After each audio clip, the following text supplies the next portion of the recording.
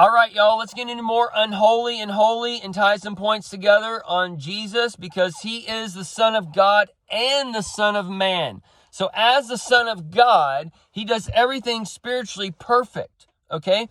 And God's ways are higher than our ways. And a lot of things that man says is bad is actually good, because it's being put there by man to control man, to keep you in darkness so you can't see the light, okay?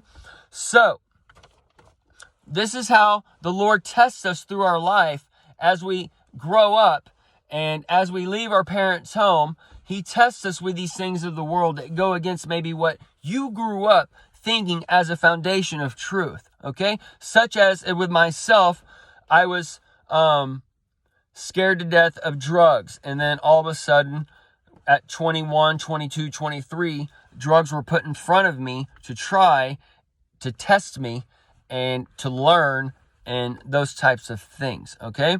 And learning, I did do, all right? So, as Jesus, the Son of Man, he is carnally imperfect. That is why they killed him on the cross. That is why they viewed him as a threat, because he went against the church, he went against the government, and they were worried that the people might be viewing him as a king and those types of things, and it was a power struggle, okay? That's why they wanted to kill him when he was a baby at the beginning, and that's why his parents had to leave, because they knew that this man coming was going to be a force, all right? So, with Jesus returning in the future, as a believer, there's a shadow Jesus that's in the church, the other Jesus, the temple, the box, and then there's the Jesus of the tent of that is against the bell worship. The bell worship goes back to the tenth for the Satan and the first and the countenance and the fat thereof and all those types of things, okay? Because the sons of God were told to multiply, okay? The Genesis 2 men weren't told to multiply like Genesis 1. So multiplying, one can be very manipulative with numbers, okay? Because you can times itself and keep going, okay? So you can do 1 times 1 100 times and still end up at 1 and still, you know what I'm saying?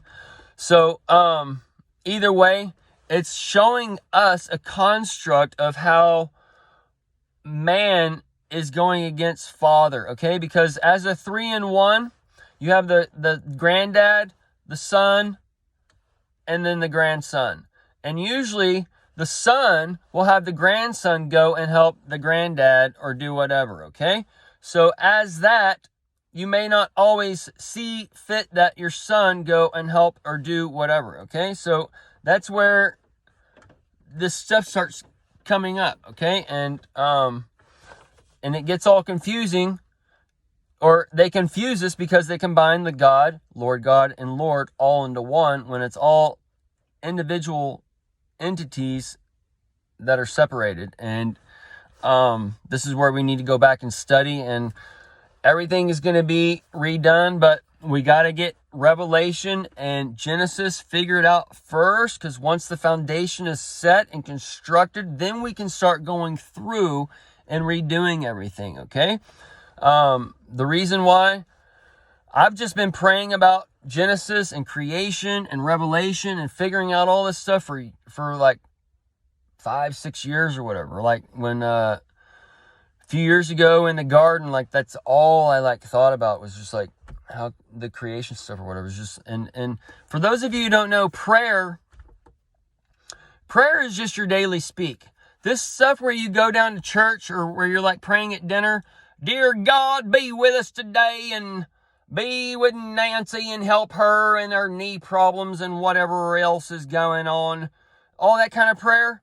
That's all just like public vanity speak. Okay, that's the prayers that are to be seen of men, and it's just like a pat on the back, and those prayers really don't work. The prayers that work are the ones that you don't share with people. The prayers that work are the ones that you're having in your head that are bringing you stuff whether joy or happiness, okay? This is where it's important to control your mind and control what you think about. Because if you think about the wrong things, or if you're going to these 12-step programs, or if you're going to these small groups at church where you're always talking about your problems, or you're always talking about your parents' problems, your abuse that you've had, or whatever. Because we've all had abuse. We've all had shitty lifestyles here and there, or all of our parents have done something that we don't like in our life, or we've all done something as parents that we're not proud of, or we've all done something as people that we're not proud of, or whatever, okay? We can't dwell on those things. We got to move forward, okay? When you dwell on those things, when you go to self-help group, you talk about that shit all the time, you're not helping anybody. Okay? You're just bringing yourself down. You're bringing the people down in your help group. You're bringing everybody down. Okay? And then y'all aren't fixing your addiction problems. You're going from one addiction to another addiction. Go to the 12-step programs. I've been to one because I had to, because of the law. Okay? When I got a DWI back in the day. All right?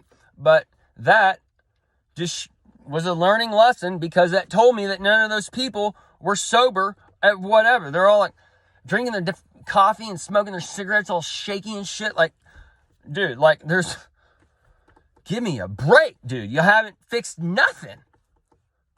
Y'all are all addicted. Okay? But it's goofball. Anyways, and y'all want to pick and choose what's good and bad to be addicted to or whatever, it's full-blown retarded, okay? You live in a spell-casting world. You live where everything is being energized and moved and manipulated by things, and y'all want to pick and choose what's good and bad just because it has fangs or blood or whatever nonsense, okay? It's ridiculous what y'all are doing, okay? This is where the good becomes bad and bad becomes good, because there is no good and there is no bad. And the laws of man, the laws of Adam, no, this is a zebra. It's not a striped horse. It's a zebra. It's not a long-necked deer. It's a giraffe, right? They're putting laws on man for us to go by, all right? It's a dilly whopper, okay? It's a dilly whopper. So whatchamacallit? That's why they give you the name of the... Got all these candy bars there, and you got the whatchamacallit, right? You can't remember the name, it's a whatchamacallit. Anyways, folks. So, with Cain, they go and make stuff, right? When you go and make stuff, there's really no rules, right? When you go and garden, there's kind of a rule to the process, right? You just can't go in there and water every day. You just can't put whatever you want on the land. You can't do whatever you want, all right?